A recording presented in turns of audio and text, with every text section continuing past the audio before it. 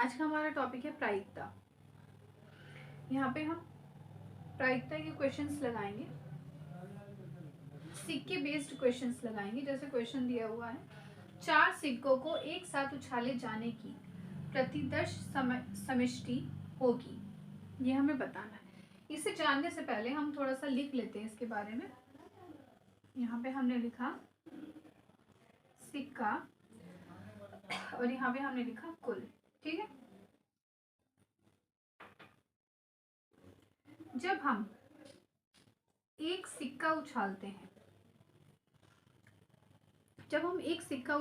तो एक सिक्के के दो पहलू होते हैं, एक होता है हेड और एक होता है टेल, है ना। तो एक सिक्के के कितने पहलू होते हैं? कुल 2 पहलू होते हैं। और एक सिक्का हमने कितनी बार उछाला? एक बार उछाला, तो हमें क्या मिलेगा? हेड मिलेगा और टेल मिलेगा। ठीक, अगर हमने 2 सिक्के उछाले, तो 2 सिक्के हमने उछाले, लेकिन एक सिक्के को उछालने के लिए 2 पहलू ही तो होते हैं, एक हेड और एक टेल। तो 2 पहलू होते हैं और हमने कितने सिक्के उछाले? सिक्कों की संख्या कितनी है? सिक्कों की संख्या है 2, तो पावर 2। मतलब अब यहाँ पे head tail tail head head head और टेल आ जाएगा। ठीक, जब हमने 3 सिक्के उछाले, फिर हम कह रहे हैं जब हमने 3 सिक्के उछाले तो एक सिक्के के 2 पहलू हैं, तो इसीलिए यहाँ पे हमेशा 2 ही रहेगा, क्योंकि एक सिक्के के 2 ही पहलू हैं, 2 से ज्यादा पहलू नहीं है एक सिक्के के, तो यहाँ पे 2 ही रहेगा। लेकिन सिक्कों की संख्या कितनी है? 3, तो पावर 3। ठीक है, तो अब यहाँ पे क्या हो जाएगा? हेड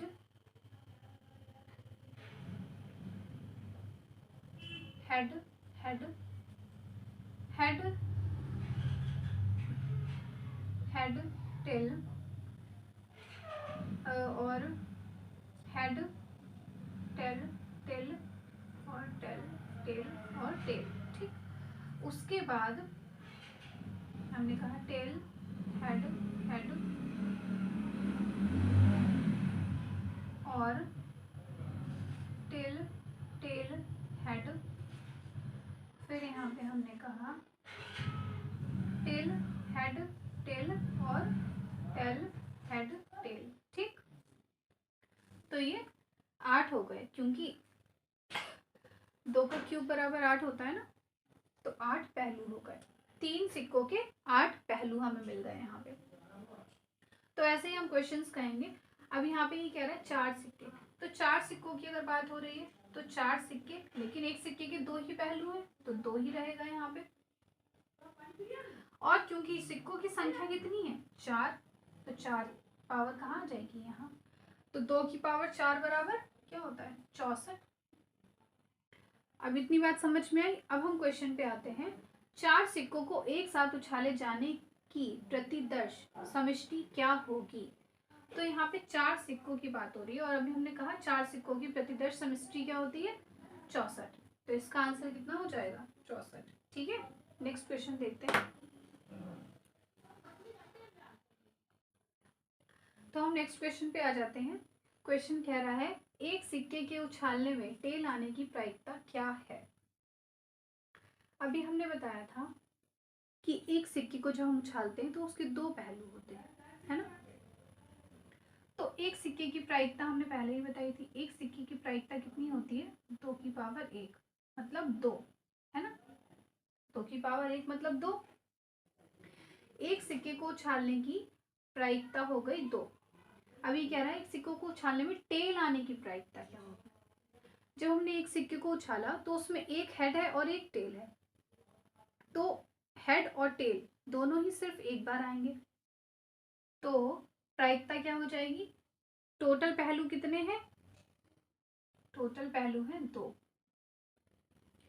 और टेल कितनी बार आएगा? एक बार, तो यहाँ पे हो जाएगा 1। तो हमारी प्रायिकता कितनी हो जाएगी? 1/2। अब नेक्स्ट क्वेश्चन देखते हैं। जब दो मुद्राएं फेंकी जाती हैं, दो सिक्के फेंके जाते हैं, तब 2 हेड आने की संभावना कितनी हो सकती है? अभी हमने बताया था कि अगर 2 सिक्के हैं तो उसकी प्रायिकता कितनी होगी? 2 की पावर 2, क्योंकि एक सिक्के के जो पहलू हैं वो हैं 2, इसीलिए 2, और सिक्के कितने हैं? 2, तो इसीलिए उसकी पावर 2। तो मतलब इसका कितना हो गया? 4। अब ये कह रहा है, अब 4 को हम कैसे लिखेंगे? इसमें क्या क्या ऐड होगा? Head head, tail head, head tail और टेल टेल। तो 2 मुद्राएं फेंकी जाती हैं, तब 2 हेड आने की संभावना कितनी हो सकती है? अब इसमें 2 हेड कितनी बार आए हैं? एक ही बार तो आया है 2 हेड, बाकी सब में सिर्फ एक एक बार हेड आया है। तो टोटल पहलू कितने हैं? 4, और 2 बार हेड कितनी बार आया है? 1 बार। तो प्रायिकता क्या हो गई? 1/4। तो यही इसका आंसर हो जाएगा। नेक्स्ट क्वेश्चन देखते हैं। क्वेश्चन कह रहा है 3 सिक्के एक साथ उछाले जाते हैं, कम से कम 1 हेड आने की संभावना क्या होगी? यहाँ पे हमें ऑप्शन दिए हैं। ऑप्शन दिया है 1/3, 1/2, 1/8 और 7/8। ठीक है, 3 सिक्कों की बात हो रही है, तो 3 सिक्के, एक सिक्के के 2 पहलू और सिक्कों की संख्या कितनी है? 3, तो पावर कितनी हो जाएगी? 3, और 2 की पावर 3 का मतलब कितना है? 8।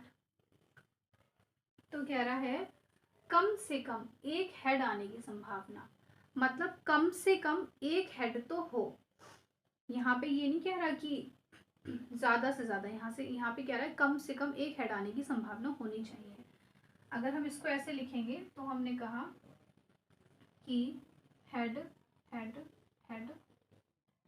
अब इसको अगर लिखते हैं तो देखो, यहाँ पे 3 हेड लिखे, उसके बाद अब सिर्फ 2 हेड लिखो और एक टेल लिख दो, फिर 1 हेड और 2 टेल, और फिर तीनों ही टेल। ठीक, अब उसके आगे इसका ऑपोजिट कर दो, 1 टेल और दोनों हेड, फिर 2 टेल और 1 हेड, फिर टेल हेड टेल, और फिर हेड टेल हेड। ठीक, तो देखो कम से कम इसमें भी 1 है, इसमें भी, इसमें 2 है, क्योंकि क्वेश्चन तो कह रहा है लेकिन कम से कम, तो इसमें भी 1 है, इसमें भी है, इसमें भी है, इसमें भी है, इसमें भी, इसमें भी और इसमें भी। तो सिर्फ 1 ही बचा जिसमें नहीं है। तो क्या हो जाएगी संभावना? टोटल कितनी संभावनाएं हैं? 8, और कितनों में है? 7 में है। तो ये हमारा आंसर हो जाएगा, इसमें ये हमारा आंसर हो जाएगा। तो प्रायिकता में आज इतना ही कराएंगे, आगे का नेक्स्ट वीडियो में करेंगे।